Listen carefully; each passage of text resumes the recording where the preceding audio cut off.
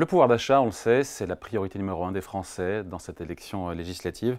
C'est pourquoi tous les partis politiques qui sont en lice dégainent leurs mesures. Bonjour Charles. Bonjour David, bonjour tout le monde. Charles Sana, fondateur du site Insolentiae, Rassemblement National, Nouveau Front Populaire, Ensemble pour la République. On nous dit, voilà, on a toutes des mesures de soutien pour le pouvoir d'achat. Il y a le SMIC à 1600 euros, il y en a plein, le blocage des prix, baisse de la TVA. C'est vrai que les partis ne manquent pas d'idées. Ah, ça, pour dépenser l'argent qu'on n'a pas, ils sont tous très créatifs et ils seront sans doute aussi créatifs après quand il faudra combler les trous. Et donc, pour combler les trous, on augmentera la fiscalité. Donc, trêve de plaisanterie, David. Cette notion de priorité sur le pouvoir d'achat, elle est à la fois réelle et à la fois très démagogique. Alors pourquoi elle est très démagogique? Vous le voyez à travers les propositions de l'ensemble des partis. Hein. Donc ça va de Ensemble au RN en passant par le Nouveau Front populaire.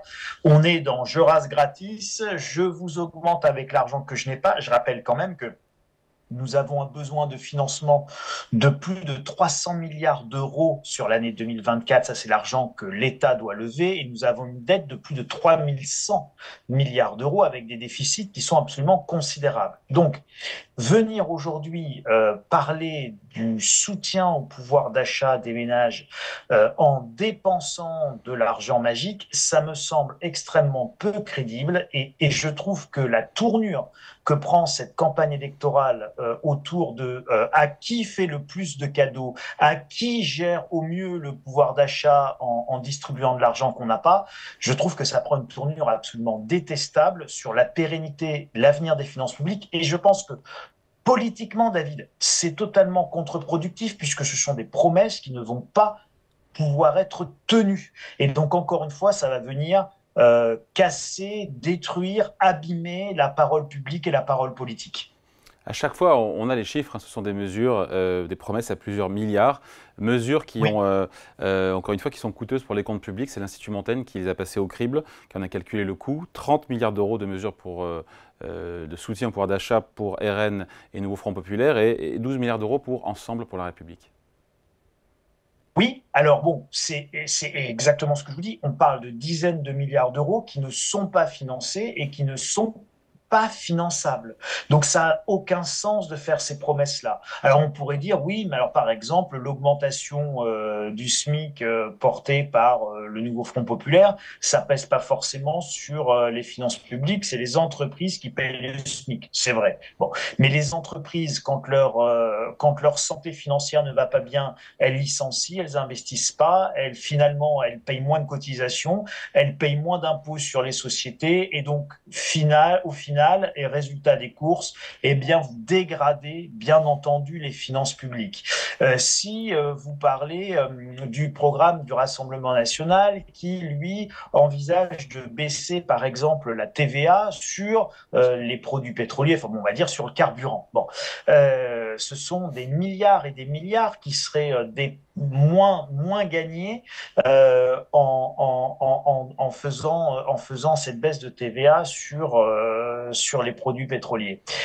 Est-ce que c'est aujourd'hui pertinent? La réponse, elle est très certainement non. Un, c'est pas pertinent parce que les finances publiques ne peuvent pas le supporter.